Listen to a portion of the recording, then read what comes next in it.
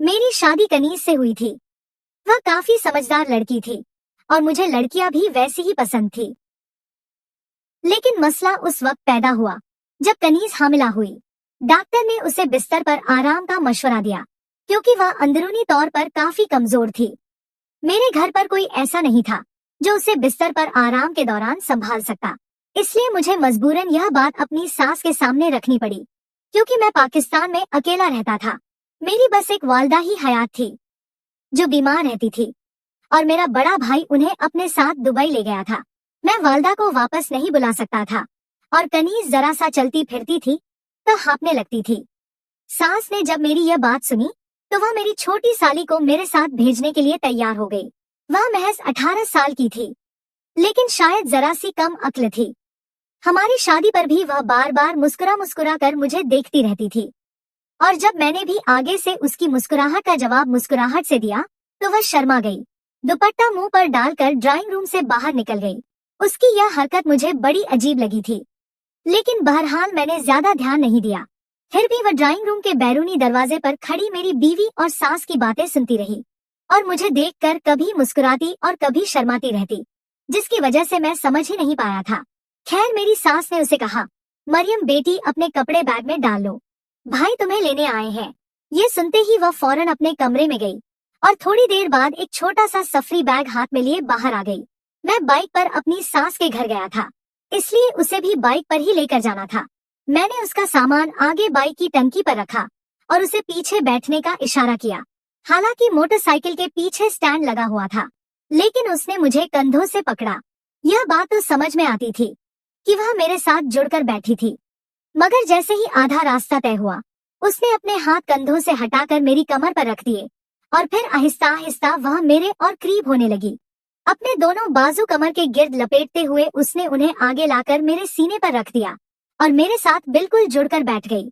Bike चलाते चलाते मुझे एकदम बड़ा झटका लगा। शुक्र था कि मैं मेन रोड पर नहीं था, वरना उसकी इस हरकत पर मेरी बौखलाहट शायद किसी बड़े हादसे का बायस बन जाती। मैंने फौरन मोटरसाइकिल साइड पर रोक दी और कहा, ये तुम क्या कर रही हो मरियम, हाथ हटाओ अपने। मेरे सख्त लहजे पर वह घबरा गई और फौरन अपने हाथ पीछे कर लिए।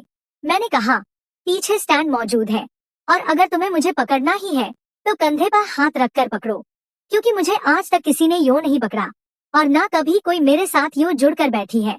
मेरी बात सुनकर वह फौरन सीधी हो गई। फिर मैं उसे घर ले आया। घर पहुंचते ही कनीज उसे देखकर बहुत खुश हुई थी और फिर घर के सारे काम कनीज ने मरियम के सुपुर्द कर दिए थे। यहाँ तक कि नाश्ता भी मरियम ही उसे कमरे में ला कर देती थी और मेरे दफ्तरी कपड़े भी वही इस्त्री करती थी। एक रोज मैं अपने वॉशरूम में नहा रहा था। अक्सर कनीज की जब तबीयत घबराती तो वह कमरे से बाहर निकलकर लाउंज में बनी हुई बालकनी में चली जाती थी। अभी भी वह बालकनी में जा चुकी थी। कमरा बिल्कुल खाली था और मरियम मेरे कपड़े इस्त्री कर रही थी। जब मैं वॉशरूम से बाहर निकला तो सिर्फ तौलिया पहने हुए था, लेकिन जैसे ही मैं कमरे में आया, अपने सामने मरियम को देखकर मेरी खुफ्त से बुरी हाल थी और शायद मेरे इस्त्रीशुदा कपड़े रखने के लिए वहां आई थी। लेकिन वह वापस जाने के बजाय ड्रेसिंग टेबल के सामने खड़ी होकर कनीज की लिपस्टिक लगा रही थी। मुझे देखकर वह फौरन से घबरा गई। मैंने कहा, तुम यहाँ क्या कर रही हो? कोई शर्म है तुम्हारे अंदर? कहने लगी, वह। मैंने कहा, क्या वह मैं? दफा हो जाओ मेरे कमरे से बाहर, अजीब बेवकूफ लड़की हो तुम। मेरे यूं डांटने पर वह मोटे मोटे आंसू बहाती हुई कमरे से बाहर निकल गई। मैंने गुस्से में अपने कपड़े तब्दील किए थे। कमरे से बाहर आया तो वह कनीज के साथ लगी रोए जा रही थी। कहने लगी, मुझे वापस छोड़ कर आए आप भी, मुझे नहीं रहना आपके घर। वकार भाई हर वक्त मुझे डांटते रहते हैं। मुझे आपकी लिपस्टिक अच्छी लगी थी, इसलिए मैं वह लगा रही थी। मुझे कमरे से बाहर आता देखकर कनीज भी मुझे घूरने लगी। कहने लगी, वकार आप कमाल करते हैं, बच्ची ही तो है मेरी बहन, आपने कितने बुरे तरीके से उसे डांटा है। सारा घर का काम उस पर आ पड़ा है। जब मेरी शादी नहीं हुई थी मैंने तो कभी इससे कोई काम नहीं करवाया था। अगर वह मेरी मजबूरी की वजह से यहाँ आ गई है तो आपको अपना रवैया उससे बेहतर रखना चाहिए, न कि आप उसे डांटते फिरें। मैंने कनीज को कोई जवाब नहीं दिया, बल्कि उसकी बेवकूफी पर नजरों से उसे देख रहा था। उसे समझाना चाहिए था कि किस मौके पर उसकी बहन को कहाँ होना चाहिए। मैं बिना नाश्ता किए ही ऑफिस चला गया। मुझे मरियम से चिढ़ सी होने लगी थी। क्योंकि उसकी हरकतें ही कुछ ऐसी थी। एक बार मैं थका हुआ जल्दी घर आ गया, देखा तो घर बिल्कुल खाली था। मेन दरवाजे की चाबी मेरे पास ही होती थी। मुझे लगा शायद मरियम अपने कमरे में होगी, क्योंकि उसके कमरे का दरवाजा बंद था। मैं अपने कमरे में आया तो कनीज मुंह तक लिहाफ ओढ़े सो रही थी। जब से कनीज हामिला हुई थी, मुझे अपने करीब नहीं आने देती थी। कहती थी डॉक्टर ने एहतियात बताई है। वैसे उसे देखकर तो मेरा दिल कुछ करने को चाह रहा था, लिहाजा मैंने चुपके से कमरा बंद किया और लॉक कर दिया। अपने ऑफिस का बैग मैंने एक तरफ रखा और बेड पर कनीज के साथ जाकर लेट गया। 1 महीने से उसने मुझ पर पाबंदियां लगा रखी थी, इसलिए सोचा कि आज सोते हुए उसे अपनी बाहों में भर लूं। मैंने लैंप ऑफ कर दिया और उसका लिहाफ उठाकर उसके बिल्कुल करीब लेट गया। कहने लगी, यह आप क्या कर रहे हैं वकार? मैंने उसकी बात खत्म नहीं होने दी। मैंने उसके मुंह पर हाथ रख दिए। मैंने कहा, बहुत तड़पा लिया तुमने मुझे। पूरा 1 महीना हो चुका है। मुझे आज मैं तुम्हारी कोई बात नहीं सुनूंगा। अभी इससे पहले कि मैं उसके करीब आता, बाहर मेन गेट की बेल बजी। मुझे हैरत हुई कि इस वक्त कौन हो सकता है। मैं उससे पीछे हट गया, लेकिन जैसे ही मैंने लैंप खोला, मेरे तो होशोवास उड़कर रह गए, क्योंकि कनीज की जगह मरियम लेटी थी, जो उस वक्त बदमाश सी थी। फौरन सीधी होकर बैठ गई। उसके लंबे घने बाल खुले हुए थे। वह भला इस वक्त मेरे कमरे में क्या कर रही थी? फौरन से उसने अपना दुपट्टा बेड की साइड पर से उठाया और खुद पर ओढ़कर कमरे से बाहर निकल गई। मेरा तो गुस्से और शर्मिंदगी के मारे बुरा हाल था। चुल्लू भर पानी में डूब मरूं। वह कमरे से जा चुकी थी। कुछ देर बाद कनीज खुले हुए सांस से कमरे में आई। उसने चादर ओढ़ रखी थी, जैसे कहीं बाहर से आई हो। आकर बेड पर बैठ गई। उसने अपने सर से चादर एक तरफ उतारी। कहने लगी, आप आ गए ऑफिस से? मैंने कहा, तुम कहाँ गई थी?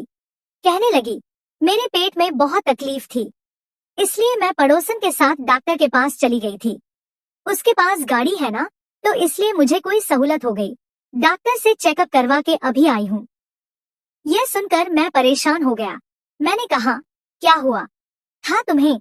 मुझे फोन पर क्यों नहीं बताया तुमने? कहने लगी, क्या हो गया है आपको वकार?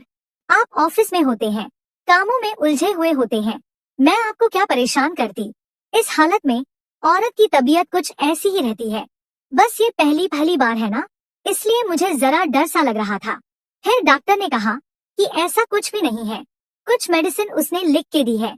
दिन ब दिन वह मुझे कमजोर लगती जा रही थी, लेकिन उस वक्त मुझे फिक्र ये थी कि कहीं मरियम अपनी बहन से ये ना कह दे कि मैंने तो शायद कनीज से नजरें भी ना मिला पाता। जो कुछ हुआ था वह एक इत्तेफाकिया हादसा था। मैंने उससे कहा कि तुम आराम करो, मैं अभी आता हूँ। मैंने अपने कपड़े तब्दील किए और कमरे से बाहर निकल आया।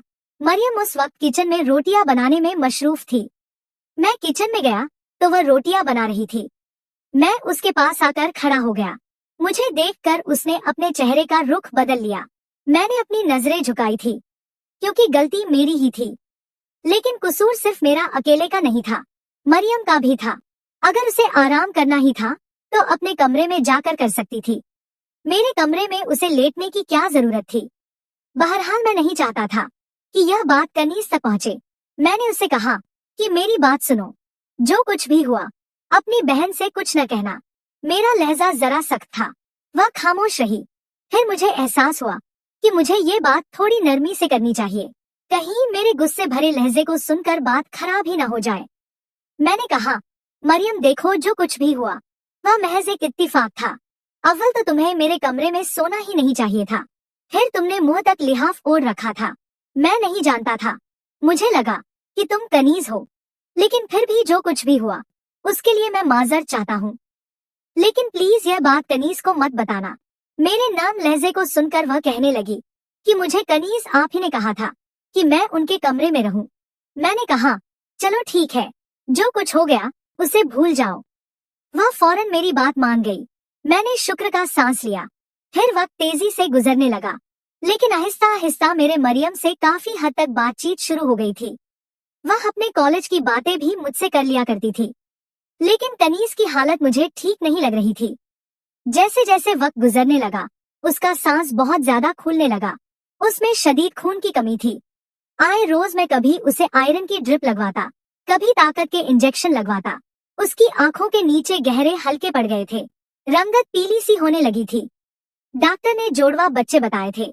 शायद यही वजह थी कि वह बहुत ज्यादा कमजोर हो गई थी।